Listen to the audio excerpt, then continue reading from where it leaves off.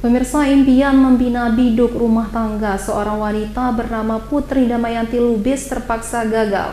Pasalnya mahar yang telah dikumpulkan bersama pasangannya Raib dicuri teman kosannya dan hasilnya digunakan membeli iPhone untuk pacar yang dikenal dari media sosial.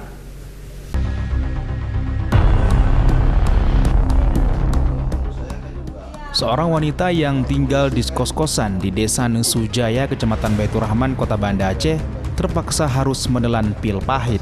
Pasalnya mas kawin dengan berat 6,4 gram yang telah lama dikumpulkan bersama calon suaminya, Raib, dibawa kabur teman satu kos.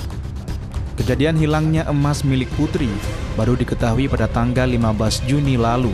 Setelah melihat lemari tempat logam mulia itu disimpan sudah berantakan, lalu ia melaporkan kejadian tersebut kepada pemilik kontrakan dan langsung membuat laporan polisi.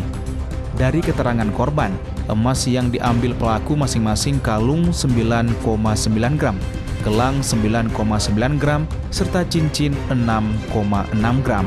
Sementara korban masih berharap kepada keluarga pelaku untuk bisa mengganti mas kawinnya tersebut. Emasnya kalung 3 mayam, gelang 3 mayam, cincin 2 mayam.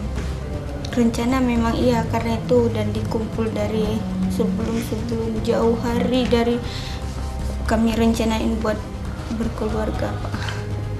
Harapannya pihak keluarga dari orang itu ya segera mengupayakan mas saya balik, Pak. Sementara pelaku mengaku hasil penjualan emas yang dicurinya itu digunakan untuk rental mobil serta membeli iPhone untuk pacar yang baru dikenalnya di media sosial. Diminta atau mau beli sendiri untuk pacarnya? Diminta. Pertama beli satu dulu, isi bilang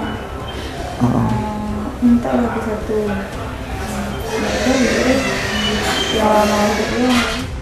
Kasus yang menghebohkan jagat maya di Aceh dalam beberapa hari terakhir kini masih dalam penyidikan pihak Reserse Kriminal Polresta Banda Aceh dan pelaku sudah ditahan.